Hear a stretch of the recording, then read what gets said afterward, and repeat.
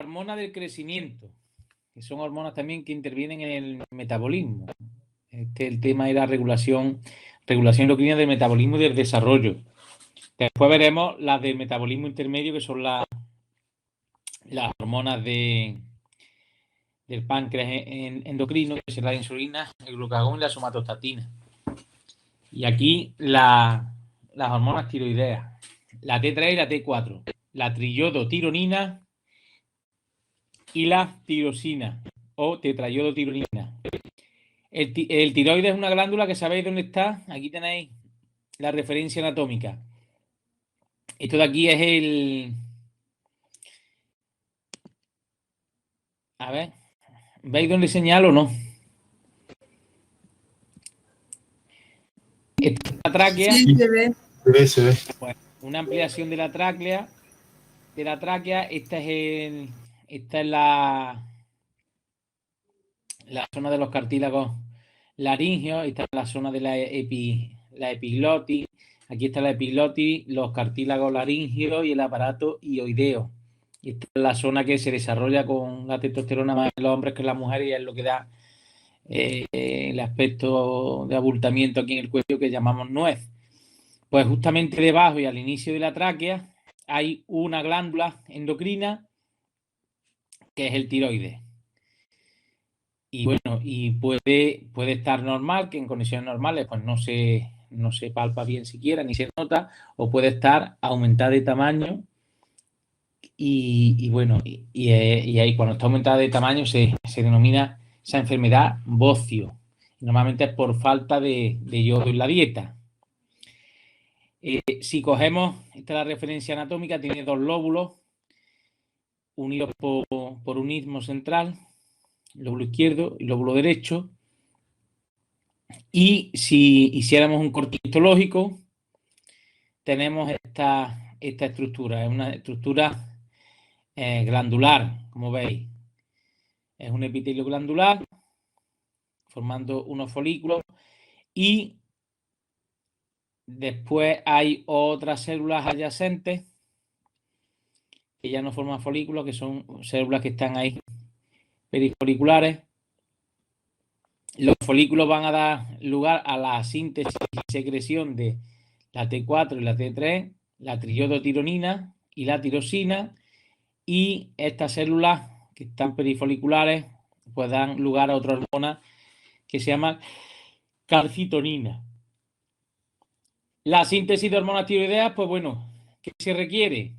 Pues este aminoácido, que es la tirosina, una glicoproteína que se sintetiza en estas células foliculares, que es la tiroglobulina, la tirosina, aminoácido que forma parte de la tiroglobulina, es decir, con la tirosina se va a unir a una proteína, va a formar la tiroglobulina, y después iones yoduro.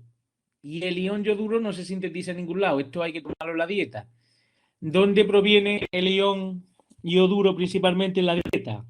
Venga, decidme ustedes alimentos que puedan proveer de ion yodo. El pescado, ¿no? El pescado sobre todo de mar, porque tiene la sal marina, que la sal marina es muy rica en yodo, principalmente ese. ¿Qué pasa cuando no se toma sal? No se toma sal ninguna, ni pescado, pues normalmente que nos volvemos deficitarios en ion yodo, y empieza a aparecer el bocio por aumento de tamaño de la glándula tiroides. El yodo, muy apreciado. Los romanos ya se dieron cuenta que la falta de sal en la dieta pues producía bocio. Bueno, tomaban yodo.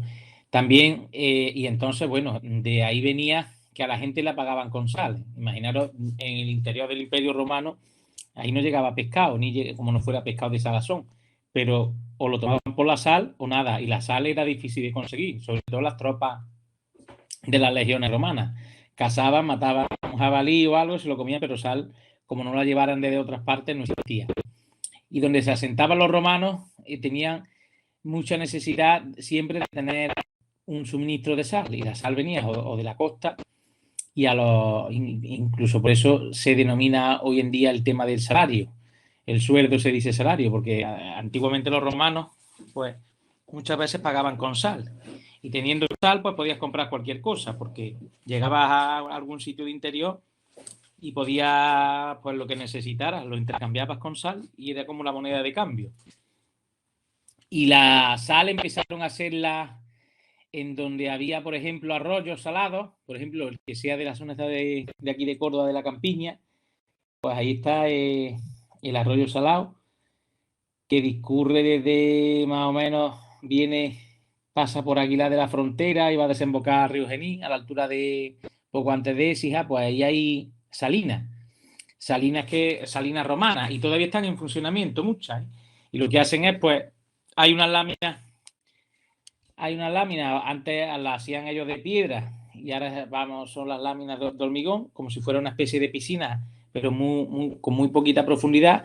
Dejas que entre el agua ahí y ahora con el calor se evapora el agua y te va quedando la sal. Y la sal se va amontonando, se va secando y va sacando la sal, ¿vale? La triyodotironina, 3 átomos, 3 iones de yodo. La tirosina o T4, 4 átomos de yodo, 4 iones yoduro. ¿Cómo se sintetizan estas hormonas? Pues esto es, si hacemos una ampliación del folículo, esta es la célula del folículo de la glándula tiroides. Aquí está la zona coloidal y aquí están los vasos perifoliculares. Entonces, en el paso 1, pues la célula folicular lo que tiene que hacer es sintetizar la proteína tiroglobulina a partir de su retículo endoplásmico para formar esa enzima y dejarla en el coloide en forma de tiroglobulina. Una vez que tenemos la tiroglobulina, pues procedente de la sangre, de absorción desde el intestino a través de la dieta, provienen los iones yoduro, atraviesan esa célula folicular y vierten también a la zona del coloide. Unidos a la tiroglobulina, pues van a formar una cadena con T3 y T4 indistintamente. Y entonces hay unas enzimas aquí intracelulares que la van cortando, van dejando la T3 y la T4. La T3 y la T4 guardan una proporción cada vez que se va formando. La proporción es un 10% de triiodotironina de T3 y la T4 representa casi el 90%, 80-90%. Una vez que están estas hormonas aquí sintetizadas, vuelven a penetrar dentro de la célula en forma de vesícula, la vuelven a cortar, aquí ya se corta, pero aquí te pegan algunas veces otro corte de cadena y ya libres pasan a el torrente circulatorio, ¿vale? Aquí en el coloide pues vienen los pasos, cómo se forma la tirosina, cuando se une al yoduro y forma la triiodotironina y 2-ditriiodotironina forman la T4. Pero vamos, esto nada. Cuando pasan a sangre, pues la mayor parte de esas hormonas pues se van a fijar a proteínas plasmáticas, proteínas fijadoras de hormonas tiroideas, que circulan libremente, las que circulan libremente, es decir, aquí lo de siempre, se van a unir en un 80-90% a proteínas plasmáticas y conforme se van necesitando en distintas partes del organismo, pues se van soltando de esa proteína y esa fracción libre es la que se denomina fracción biológicamente activa, porque son las que tienen función. Cuando se unen a proteínas plasmáticas, pues la única función que tiene es de transporte a lo largo del organismo, vía plasmática, pero ahí no ejerce la función, ¿vale?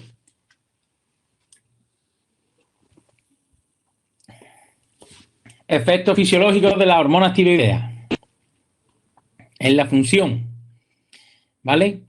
Pues vamos a tener efectos a nivel intracelular y efectos globales sobre el organismo derivados de esa función intracelular. Los principales efectos, siempre el otro día os daba del cortisol, el principal efecto, que era el hiperglucemiante, pues aquí tenemos dos principales efectos. Y los otros efectos, pues van a ir muchas veces asociados a los dos principales. Y los dos principales son estos que tenemos aquí, de otro color. El metabolismo, intervienen en el metabolismo oxidativo, intervienen en la regulación de la temperatura. Las hormonas tiroideas, quedaros que son hormonas que intervienen sobre el metabolismo, el oxidativo y regulación de la temperatura. ¿Vale? Una vez que llegan a la célula, pues tienen un mecanismo, si el mecanismo, pongo aquí el núcleo, pues el mecanismo es de acción es de tipo genómico. La T3 y la T4, la T3 y la T4 pasan dentro de la célula y la T3 es la que tiene actividad y la T4, pues a través de esta enzima, la desyodasa, le quita un ion yoduro y la transforma en T3. Pasan al núcleo y hay un receptor nuclear que aumenta la transcripción de ARN mensajero y este a su vez desencadena una formación de una proteína y esa proteína pues dará lugar a una respuesta pues en la célula diana. La proteína esta, cuando proviene del ARN mensajero, ¿qué es lo que efectos que va a producir dentro de la célula? Pues va a aumentar la actividad de la sodio-potasio ATPasa, es decir, intercambio de iones, va a aumentar el número de mitocondrias, por eso tiene efectos sobre metabolismo oxidativo. La tirosina, la T3 y la T4 aumenta el número de mitocondrias, que son donde se van a producir la oxidación de los glúcidos.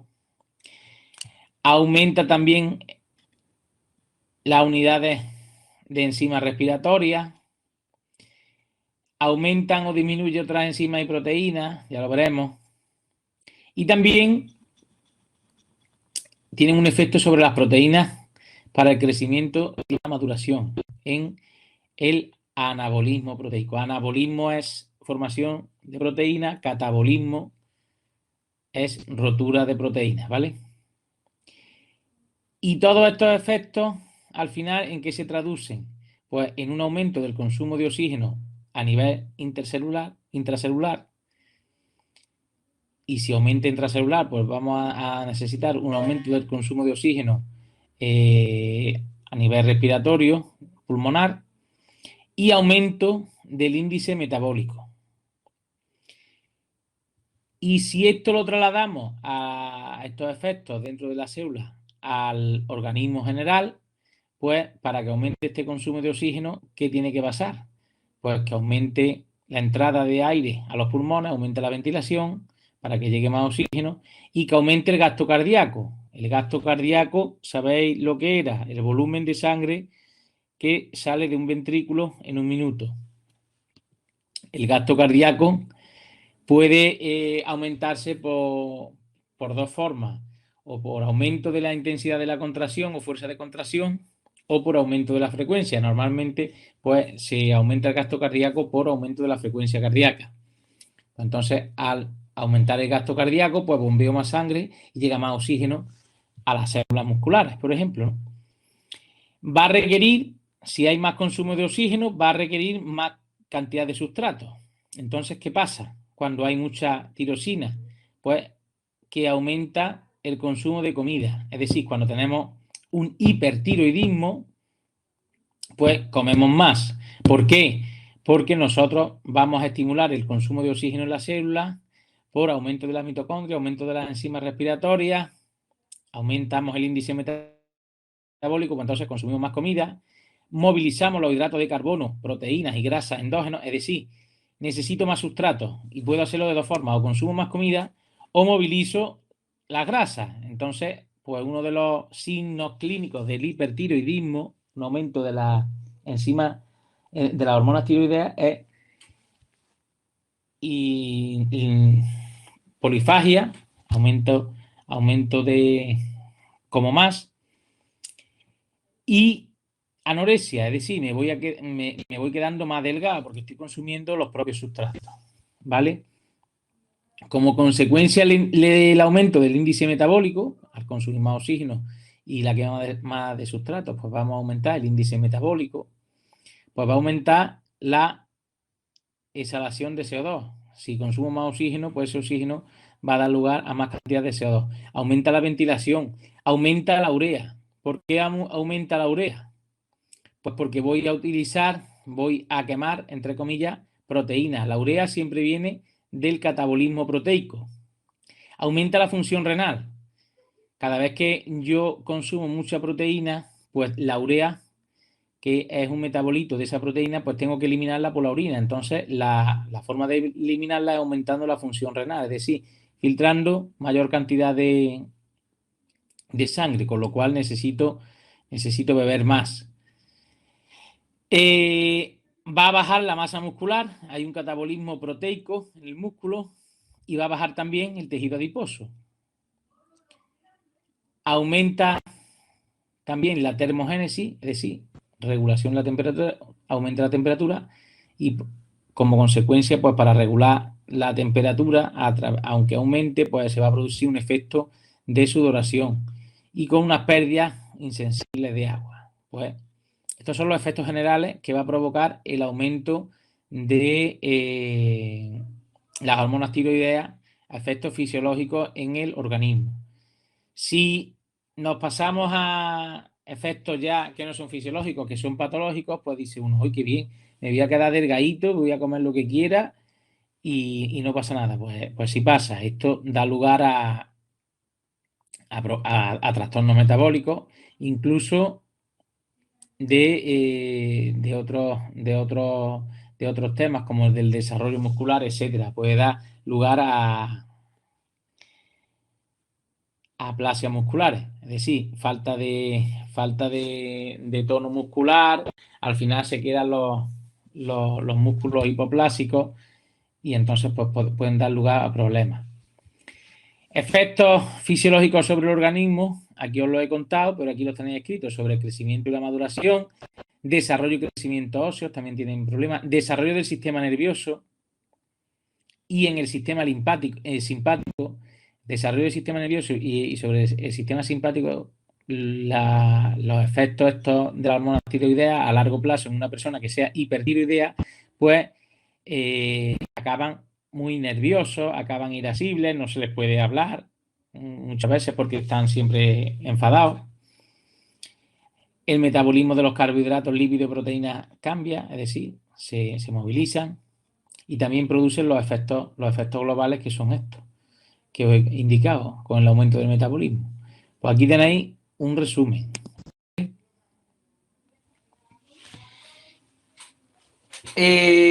Seguimos. Aquí veis efectos fisiológicos, metabolismo oxidativo, regulación de temperatura. Vamos a ver cómo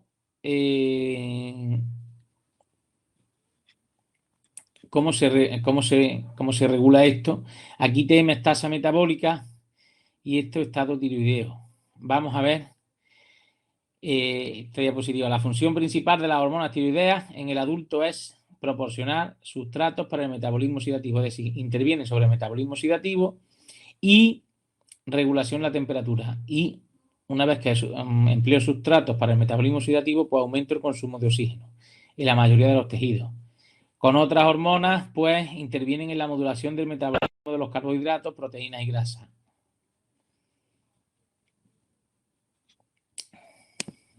Un momentillo que tengo aquí a un...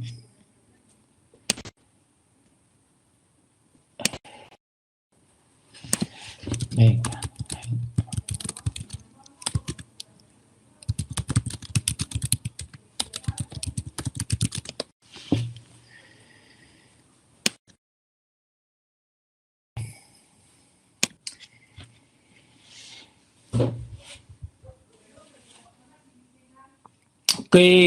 ¿Qué va a pasar aquí? Os ponía en el esquema anterior que la T3 y la T4 estimulan la síntesis de esta enzima, la ATPasa, la bomba sodio-potasio ATPasa. El 50% de esta bomba pues se dedica prácticamente al transporte iónico. ¿Y qué pasa con este transporte iónico? Que hace que se libere calor y aumenta la temperatura. Al aumentar la actividad en un 50% de esta enzima, aumenta la temperatura tanto en músculo esquelético, en hígado, en corazón y en riñón, en los órganos en los que va a intervenir esa bomba. Principalmente el ATP consumido en reposo, pues aumentando esta actividad de la enzima ATPasa. ¿Y por qué aumenta la actividad? Porque la T3 y la T4 estimulan la síntesis de esa enzima. Esa enzima se va a producir a nivel de núcleo. Ya hemos dicho que la T3 y la T4 tienen mecanismos genómicos que va a incidir sobre el núcleo de la célula y va a hacer que se libere proteínas. Pues esta es uno de los efectos que tiene, aumenta en un 50% la actividad de la ATPasa y esto hace que se libere calor en esos músculos. ¿Qué pasa con el ATP también consumido en reposo? Pues que se produce una fosforilación oxidativa del mismo.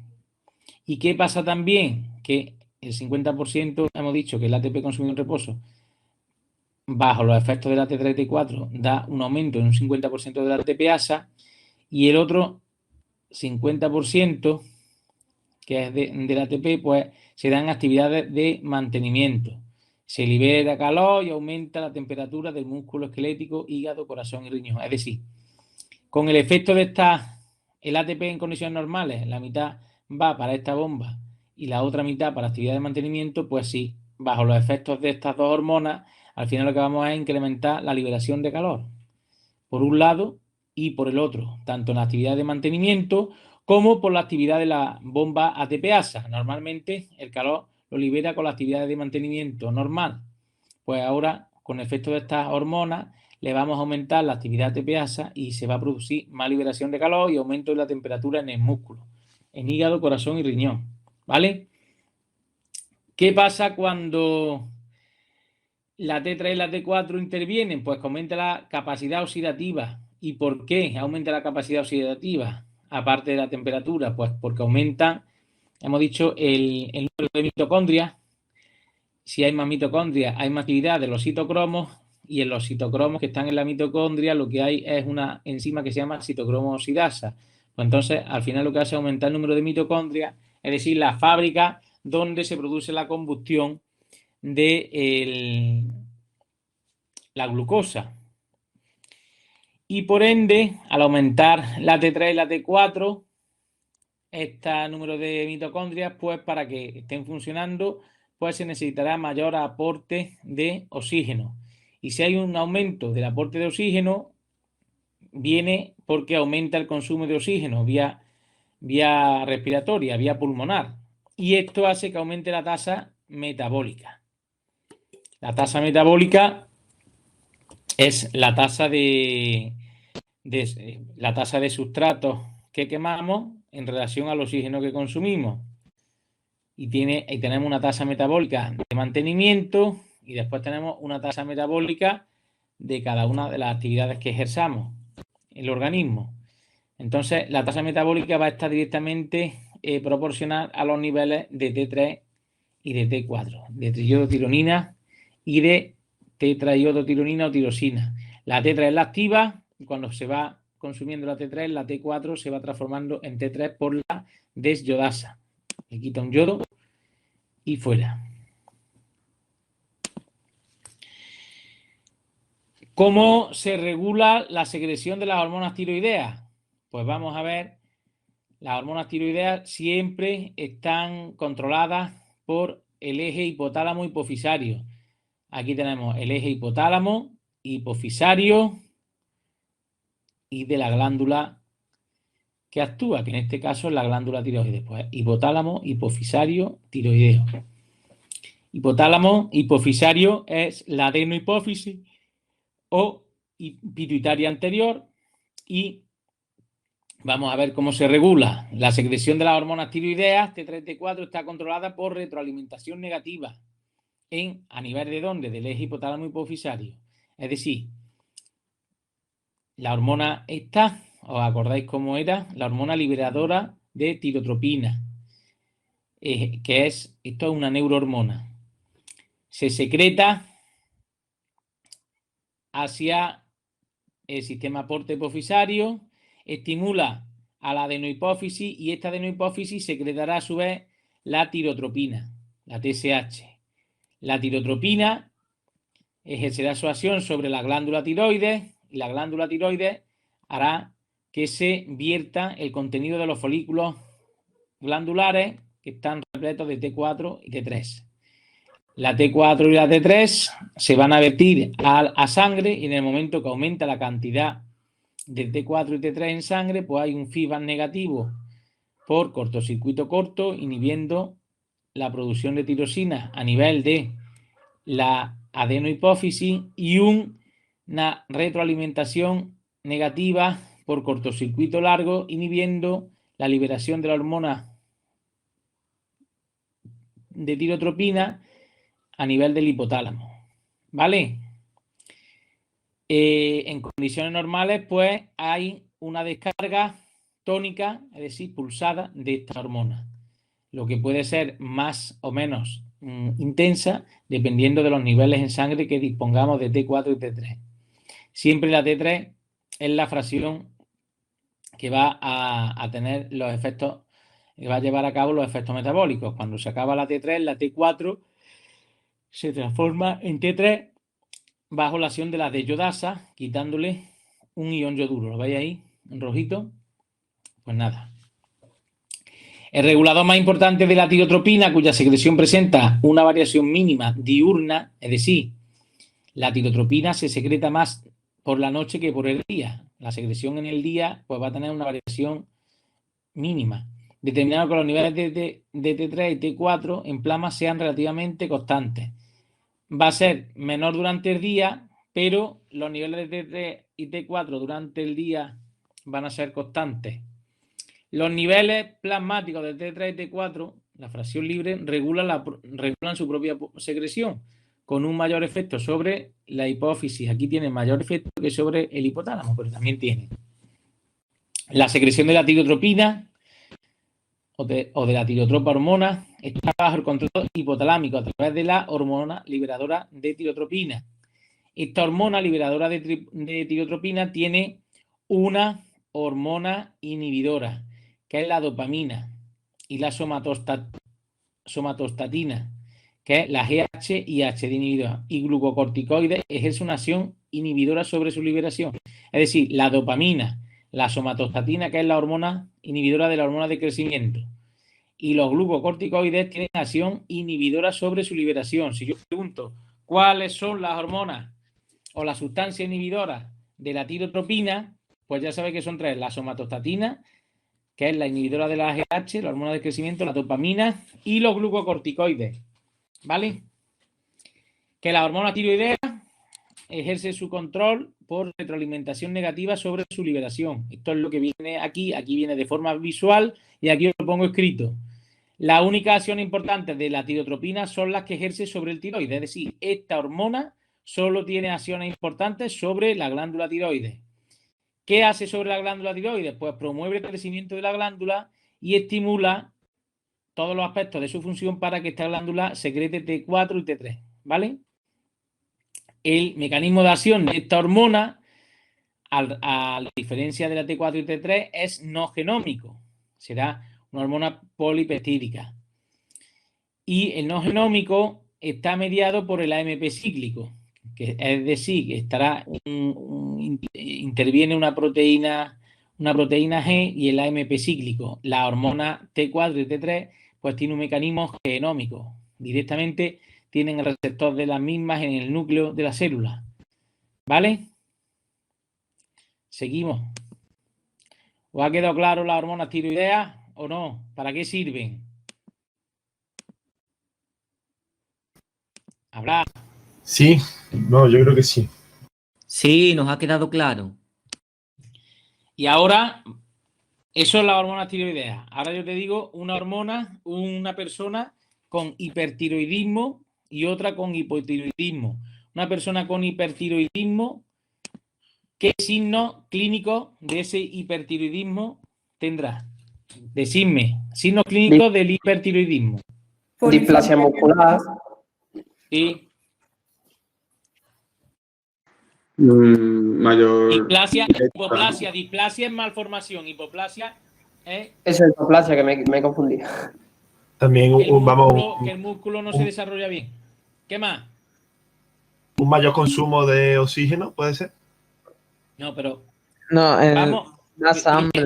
Antes del consumo de oxígeno, yo veo una persona y yo pienso para mí, este tiene hipertiroidismo. ¿Qué rasgo le tengo que ver a simple vista?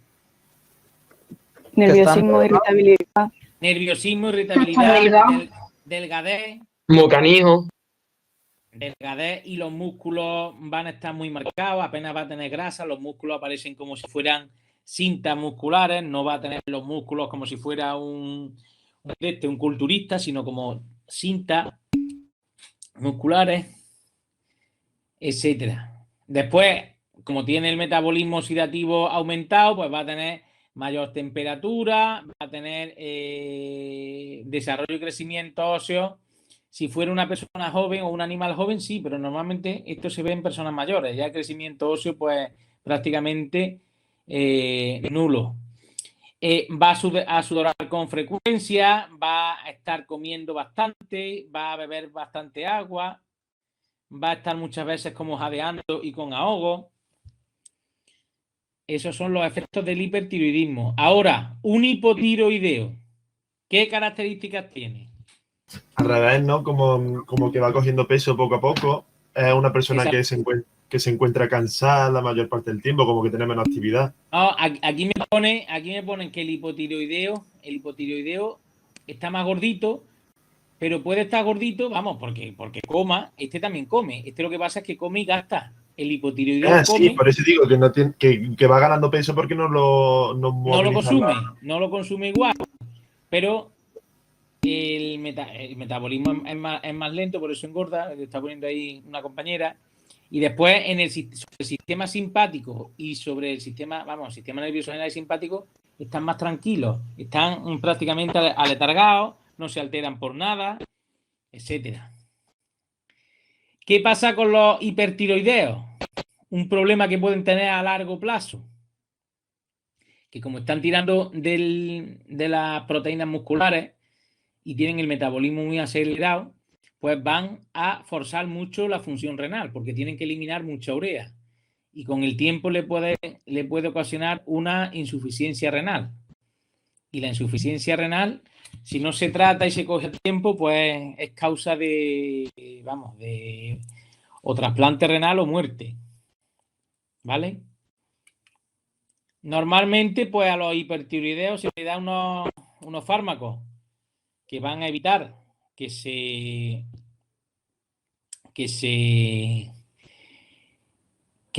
produzca tanta hormona, y a los hipotiroideos normalmente tienen la glándula tiroides inflamada por bocio, y los hipotiroideos, el problema es que no forman mucha T4 y T3. ¿Y por qué no la forman?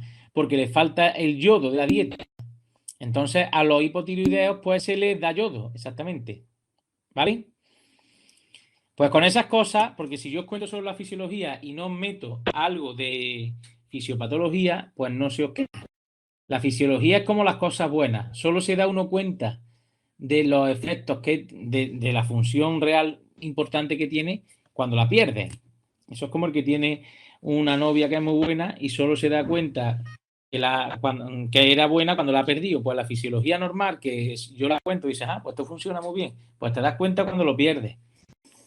Pues nada, así. ¿A los hipertiroideos qué se les daba? ¿Qué fármaco se les daba? A los hipertiroideos se le da, vamos a ver, ¿qué se le da a los hipertiroideos? Hay una especie de fármacos que lo que hacen es bloquear la síntesis de esa hormona, que es la levotirosina, el Eutirox. Hay un montón. Pero el Eutirox se le da a la gente con hipotiroidismo, ¿no? Sí, hay algunos que es que te tienen que el hipotiroidismo y el hipertiroidismo. Si tú tratas, por ejemplo, un hipertiroideo y le da un fármaco para equilibrar las hormonas tiroideas, lo que hace es ralentiza la síntesis o bloquea la síntesis, llega un momento que tú tienes que estar haciendo controles de esa hormona, porque si no, esos fármacos pueden llegar a ser tóxicos en el organismo. Y al revés, una persona que sea hipotiroidea, si empiezas a darle, vamos, normalmente el hipotiroideo no tiene problema, pero los hipotiroideos tienes que estar controlándolo siempre. Hace poco me ha consultado una gata con 17 años que estaba diagnosticada de hipertiroidismo, llevaba un tratamiento de hipertiroidismo 2 años y me la consultó un compañero, estaba fatal. De delgada, de siempre muy nerviosa, pero últimamente estaba la gata fatal. De delgada, no comía, vomitaba. Entonces, pues, me mandó, le dije que le hiciera unas pruebas, hicimos unas pruebas de orina. Estaba ya con infección de orina, con lo cual tenía la función renal estaba aumentando y entonces empieza por agotamiento del riñón y entonces más propenso a infecciones. Estaba eliminando proteína por el riñón. La hormona tiroidea la tenía en el límite inferior, pero el resto de la analítica era normal. Entonces, la gata tenía una infección de orina y tenía también los efectos adversos de los fármacos que se dan para el hipertiroidismo, es decir, estaba ya intoxicando al animal. ¿Cómo se vio eso? Pues la analítica de la gata, de las hormonas hepáticas, estaban más o menos normales, pero si hacías una ecografía, pues veías zonas del hígado que deben de estar homogéneos, pues estaban zonas más fibrosas, zonas más heterogéneas. Entonces, después llevaban con la gata, peleándose con la gata desde noviembre, porque no mejoraba. Y lo único que hicimos es, darle un antibiótico. Estuvo con una asociación de 2 antibióticos por el tema de la infección de orina y vamos a suprimirle el fármaco que estaba con el hipertiroidismo.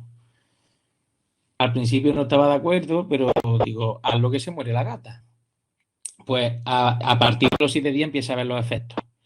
Y ahora lleva ya 3 semanas y la gata está estupenda. Ha empezado a comer, la gata que tiene 17 años, que es como si le pasa a una persona de 90 años. Entonces ya con los niveles que tiene, pues no merece la pena estar dándole un tratamiento hipertiroideo continuamente, porque lo que hace es deteriorar al animal. Además, le estaba ya afectando al hígado y al riñón, al final te lo carga. Entonces, si siempre que haya un animal o una persona con hipertiroidismo, pues cada 6 meses o por ahí tiene que estar regulándose y controlándose. Si no, un fármaco que te están dando para hipertiroidismo, pues se transforma rápidamente, que en vez de curarte, lo que te está causando es una intoxicación. Y entonces, pues, ya tenemos el problema, ¿vale?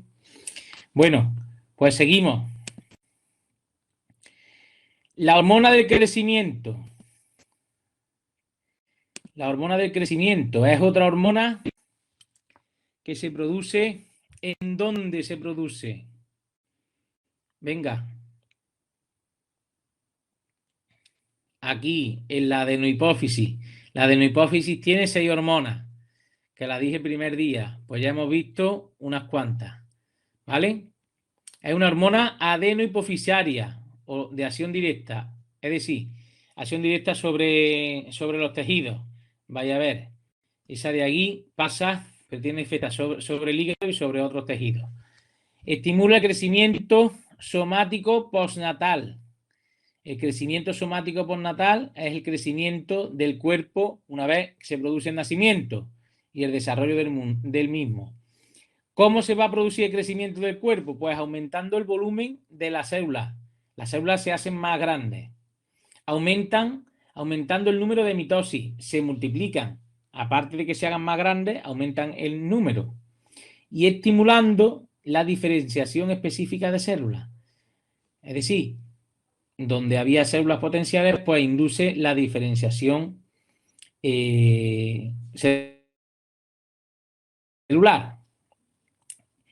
Está regulada por la hormona liberadora de hormona de crecimiento, GHRH, donde está una neurohormona, se produce en el hipotálamo y del hipotálamo se secreta Y aquí tenemos las que se secretan por axón corto, que esto es el sistema porta hipofisario, es decir, la puerta de la hipófisis, y van aquí a sangre, actúan sobre la glándula hipófisis o adenohipófisis anterior, y de aquí ya se secretan hacia otro lado. Pues esta va a la GNRH, al sistema porta hipofisario, y de aquí estimula a la pituitaria anterior. Y una vez que está estimulada esta glándula, se secreta la hormona de crecimiento, es decir, control hipotálamo hipofisario.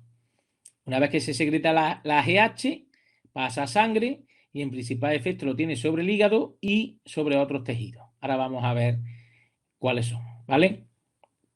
La principal función de esta hormona es el efecto anabólico, es decir, promueve el crecimiento mediante la síntesis proteica. Es decir, para que crezcan los tejidos, tanto a nivel de volumen de las células, a nivel de número de células, pues para que crezca cualquier tejido tenemos que aumentar la síntesis de proteínas, porque principalmente la arquitectura tisular pues está a base de proteínas, como ya sabéis. Bueno, pues en el hígado, la GH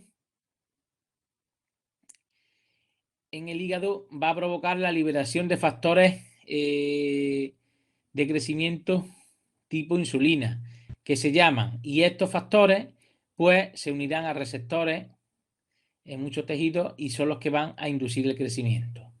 Estas son las funciones generales, la función general anabólica y las funciones generales a nivel celular. Y ahora vamos a ver los efectos fisiológicos sobre los distintos sistemas y el metabolismo orgánico.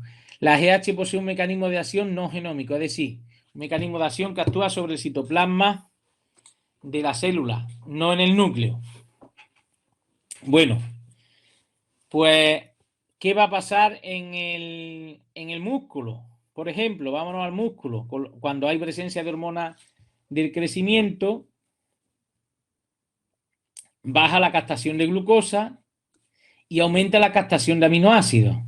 Es decir, si la función de la GH es el crecimiento, ya hemos dicho que la principal función es el anabolismo a través de la síntesis de proteínas, anabolismo proteico, pues en el músculo va a ser que aumente la captación de aminoácidos para aumentar la síntesis proteica y aumenta la masa magra corporal, es decir, la cantidad de proteína que lleva el músculo a nivel corporal. Se hipertrofia el músculo, aumenta de tamaño la célula y aumenta de tamaño el número de células. En el tejido adiposo, pues el tejido adiposo baja la captación de glucosa y aumenta la lipólisis. Es decir, baja la adiposidad, baja el almacenamiento de grasa. Los depósitos, pues por ejemplo, los depósitos que hay bajo el subcutáneo, tanto en la barriguita de los hombres, las caderas en las mujeres, y después a nivel de órganos internos, como puede ser el corazón. En vez de estar forrado de grasa, pues va a tener menos grasa. El riñón, que también lo tenemos forrado de grasa, y el hígado muchas veces también tiene bastante cantidad de grasa. Eso sobre el músculo y sobre el tejido adiposo. Si nos vamos a los condrocitos son las células que promueven la formación de cartílago a nivel de los huesos. Y si estamos hablando de crecimiento, el crecimiento es de la estructura orgánica, pues lo principal es el músculo y el tejido cartilaginoso y huesos. Ya los huesos van a crecer poco, crecen a partir de los cartílagos. Pues entonces, en los condrocitos pues, aumenta la captación de aminoácidos, aumenta la síntesis proteica, síntesis de ADN y ARN, aumenta la concentración de condroitín sulfato, que es una sustancia necesaria para la formación del colágeno en los cartílagos y después su promoción a hueso. Aumenta también la concentración del colágeno y aumenta el tamaño y número de células. Se produce hiperplasia e hipertrofia celular. La hiperplasia aumenta el aumento del número y la hipertrofia aumento del tamaño. Y aumenta el crecimiento lineal del hueso, es decir, los condrocitos en los huesos se sitúan en las líneas hipofisarias. Es decir, si cogemos un fémur, pues va a tener una línea hipofisaria proximal y otra distal. Y esa línea hipofisaria va formando cartílago que se va después calcificando y formando hueso y va creciendo en longitud del hueso y hace que nos vayamos haciendo más altos, por ejemplo. Pues por eso que dice que predomina, promueven el crecimiento lineal. Antes, ahora no se suele hacer, pero antiguamente a las personas bajitas pues le daban hormona de crecimiento y venga hormona de crecimiento.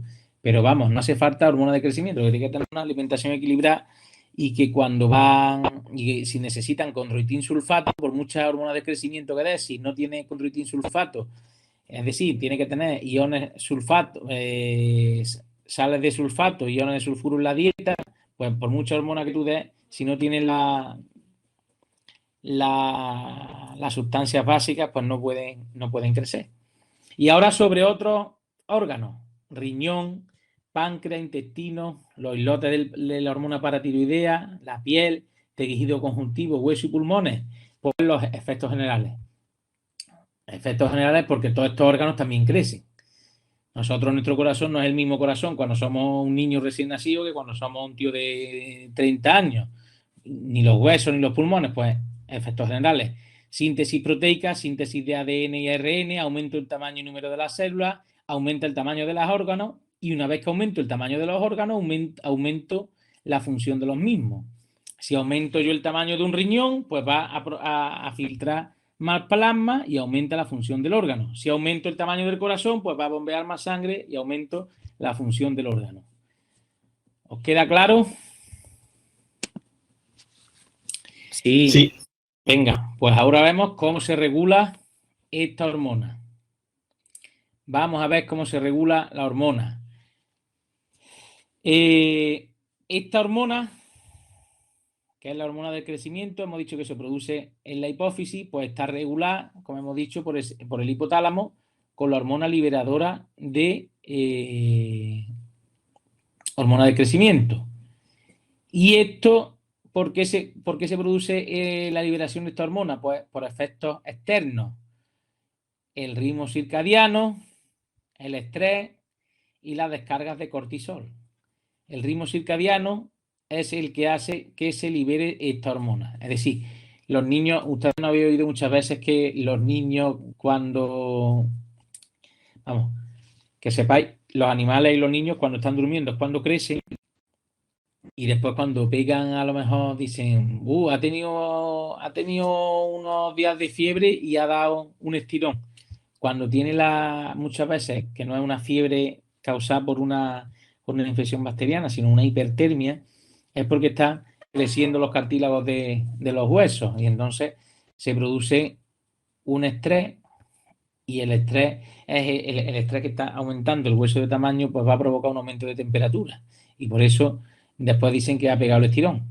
Esta hormona, si tiene una hormona inhibidora, aparte de, aquí tiene una hormona inhibidora que se llama somatostatina. Otras no la tienen, otras cuando esta aumenta, pues inhibe a esta hormona. Esta hormona siempre se está liberando en pulso y además se está liberando durante toda la vida. Pero la somatostatina es la que produce el freno, ¿vale? Y ahora esta hormona sobre el hígado y sobre otros tejidos, pues tiene un efecto de producción de factores de crecimiento de tipo insulina. Cuando hay muchos factores de crecimiento, ¿qué va a pasar?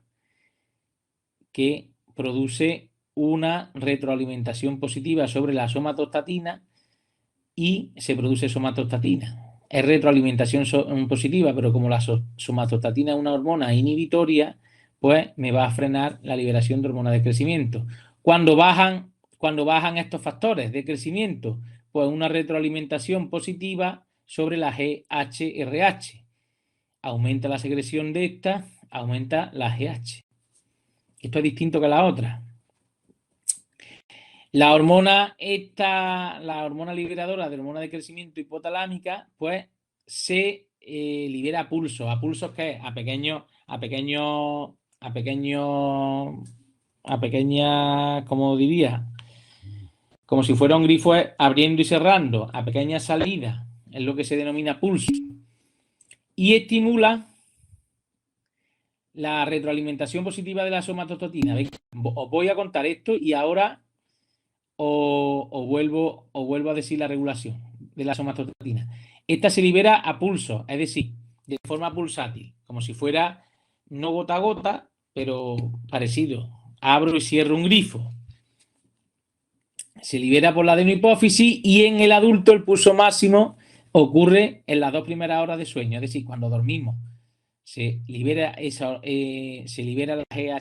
la GHRH y por ende se va a liberar la hormona de crecimiento. Esta hormona de crecimiento no se secreta solo cuando somos niños, sino se secreta durante toda la vida. Pero la tasa de secreción aumenta o disminuye por efecto de múltiples estímulos. Y la mayor parte de esos estímulos están relacionados con el estado nutricional. ¿Qué estímulos estimulan la liberación? Pues los niveles elevados de aminoácidos. Es decir, si yo como mucha proteína, pues voy a estimular la secreción de hormona del crecimiento. Y si además hago ejercicio, voy a estimular la hormona del crecimiento, la liberación de hormona del crecimiento. Si hago ejercicio y como mucha proteína, estimulo la secreción de hormona del crecimiento, que hace que se aumente el número de células en volumen y en tamaño en el músculo, y aparte, como lo estoy ejercitando, hipertrofio el músculo, y entonces se me pone el músculo pues bastante aumentado de tamaño, que es lo que produce pues bueno, las personas que hacen ejercicio, y si nos vamos ya a grado máximo, pues los culturistas, ¿no? También el ayuno, periodos de ayuno, estimulan la secreción de hormona de crecimiento. ¿Por qué? Pues porque cuando yo ayuno, se estimula la liberación de estos factores que tienen efecto positivo sobre la GHRH. También estimula su liberación, como hemos dicho, el estrés, la dopamina y la serotonina, ciertos neurotransmisores. Inhiben su liberación, pues niveles elevados de glucosa y ácidos grasos en plasma. Es decir, una persona que sea gordita, que coma mucha grasa, pues no va a liberar mucha hormona de crecimiento.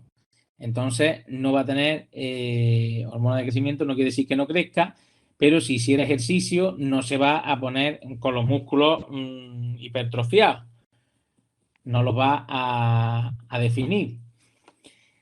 En la gestación tampoco se libera mucha hormona de crecimiento, y cuando estamos bajo la influencia de la somatostatina, que es la inhibidora de la hormona de crecimiento, y a su vez la GH es la inhibidora de la hormona de crecimiento. Ahora os digo otra vez cómo es el control. Antes nosotros siempre teníamos la vía hipotálamo, hipófisis y la glándula donde actúa, aquí en el tejido donde actúa, en el hígado y en otros tejidos, y aquí es positiva, estimula a la adenohipófisis, sigue siendo positiva y se libera la hormona de crecimiento, y aquí liberan factores de crecimiento, ¿no?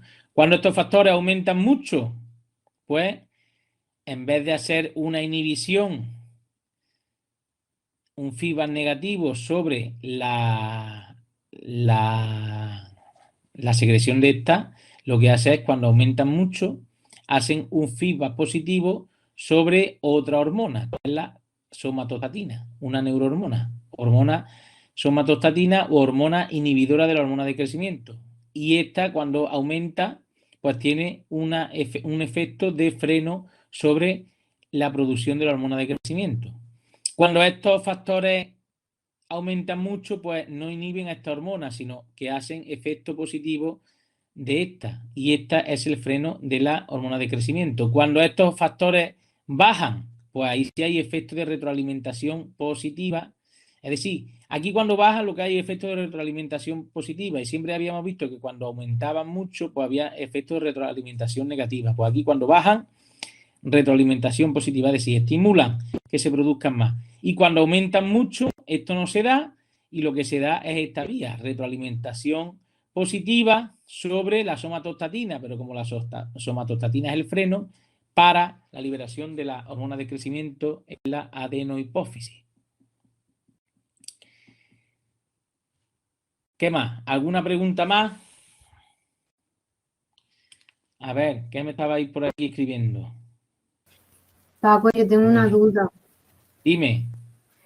Que, a ver, si disminuye los factores de crecimiento, ¿qué hace en el hipotálamo? Que aumente la secreción de la Si GH disminuye los factores de crecimiento, aumenta la liberación de la GHRH.